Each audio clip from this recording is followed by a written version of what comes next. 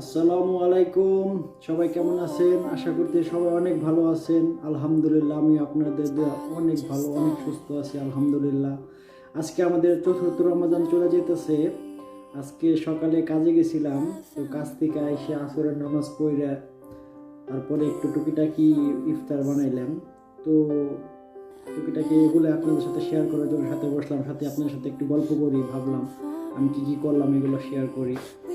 তো এই তো আপনারা সবাই কেমন আছেন? আশা করতে সবাই অনেক ভালো আছেন। আপনাদের রোজাগুলো কেমন কাটতেছে আমাকে জানায়েন কমেন্টস বক্সে কমেন্টস করে।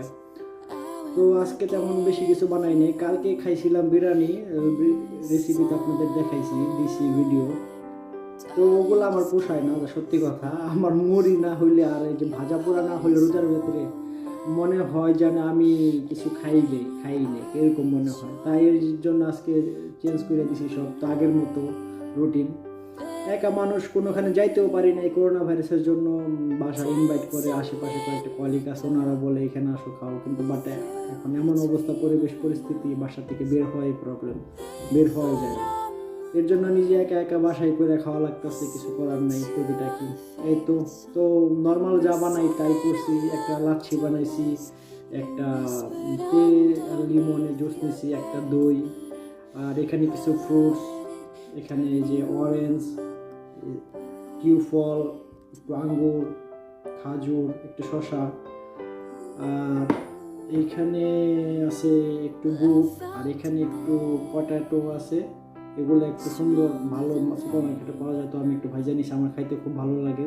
আর এটা হচ্ছে পেঁয়াজ, ফ্রিজে ছিল ডাল মিক্স করা, তো এটা আমি ভাজা নিছি, শেষ করছি। আর এটা হয়েছে আজকে স্পেশাল, এটা হইতেছে, এটার নাম দিছি আমি নিজে নাম দিছি বিফ বল।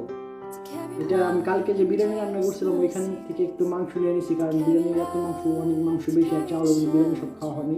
ওইখান থেকে মাংস নিয়ে আমি ঝুড়ি করে, সাথে একটু পেঁয়াজ, কাঁচামরিচ, বেসন, একটু আটা, আর একটু সব ধনিয়া গুঁড়া, জিরা গুঁড়া, মরিচের গুঁড়া, একটু সব কিছু মিক্স করে, তো আমি এটাকে ভাজছি আজকে বিফ বল। আজকে এটাকে ট্রাই করব, দেখা যাক কেমন হয়। ইনশাল্লাহ অবশ্যই আপনাদের জানাবো পরে নেক্সট ভিডিওতে কেমন হয়েছে।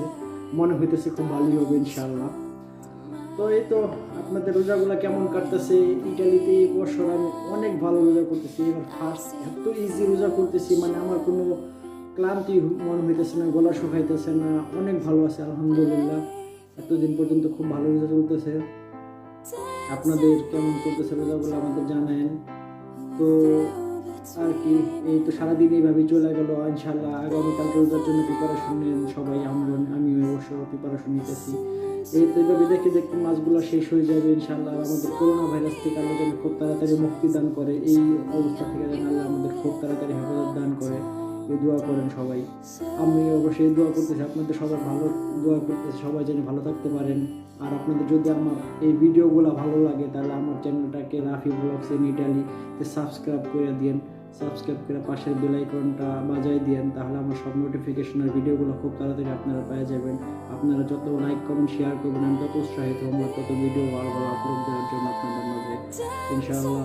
তো আজকে এই পর্যন্ত রেখে দিই। তো ইফতারের সময় প্রায় বেশি বাকি নেই, 10 মিনিট বাকি আছে। তো ইনশাআল্লাহ আজকে এই পর্যন্ত রেখে দিই। আল্লাহ হাফেজ, ভালো থাকেন, সুস্থ থাকেন, রাফি ব্লগস ইন্ডিয়ানের সাথে থাকেন। বাই বাই, শুভ।